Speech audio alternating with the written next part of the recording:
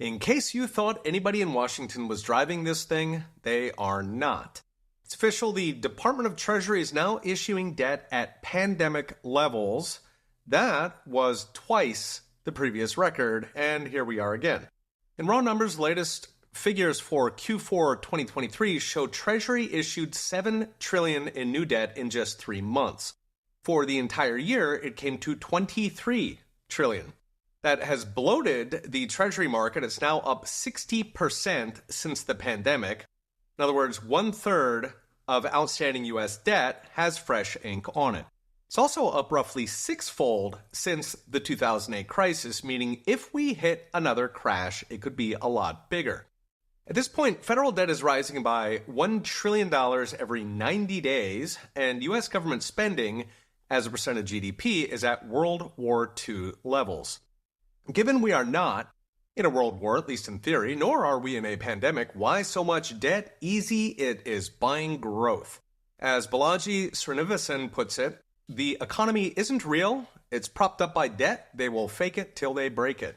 Even the Wall Street Journal, who loves debt, is sounding the alarm, writing that rapid growth in debt often ends badly.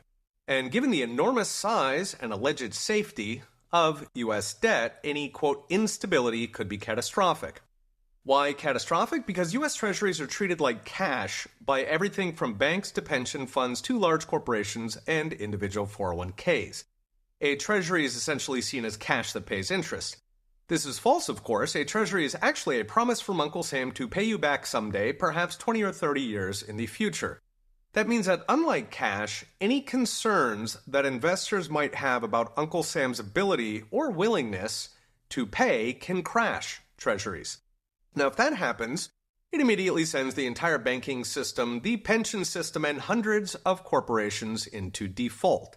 Indeed, it could break the payments plumbing that underpins the entire financial system, meaning you wouldn't be able to get money.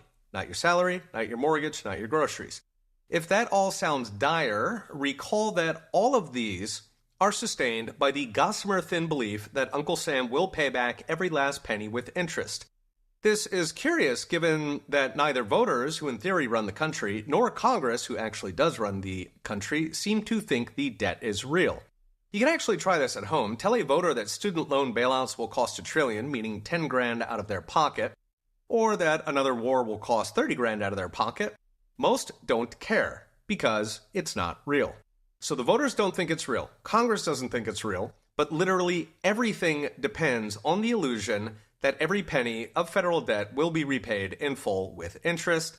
What could go wrong?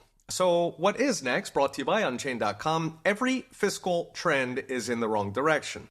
We're already at $2 trillion deficit. It will soar by yet more trillions when recession hits, and it will keep churning with Social Security and Medicare both growing and spending on everything from illegal immigrants to fresh wars. At this point, there is nothing standing between us and fiscal collapse. There is no countervailing force. The only question is when. Check out the whole article at profsaintonge.com with charts and all the gory details. Okay, we'll be watching. See you next time.